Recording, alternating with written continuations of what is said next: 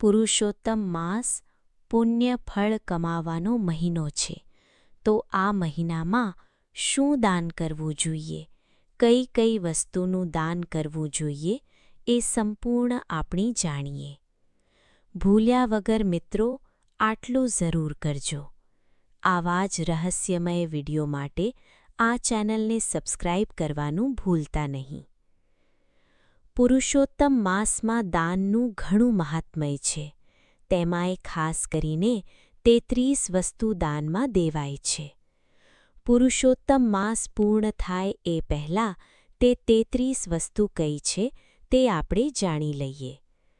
જે સિઝનના ફળ છે, મીઠાઈ છે, શાકભાજી છે, દાળ છે, દૂધથી બનાવેલી વસ્તુ છે, ઘી છે, બર્તન છે, વસ્ત્ર, જૂતા ચપ્પલ, છત્રી, ચણાની દાળ, ચંદન, પૂજાનો સામાન, ધાર્મિક ગ્રંથ, શંખ, ઘંટી, શૃંગારનો સામાન, કાચું અનાજ, મેવો, મીઠું, પાન, માલપુઆ, જળ ધાતુઓ જેવી કે ચાંદી, લોઢું, તાંબુ, પિત્તળ, કાંસુ વગેરે.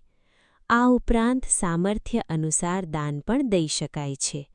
અને જો આપણે પુરુષોત્તમ માસમાં કોઈ ખાસ દિવસ જોઈએ તો પૂર્ણિમા એકાદશી છે ત્યારે પણ દાન દઈ શકાય છે.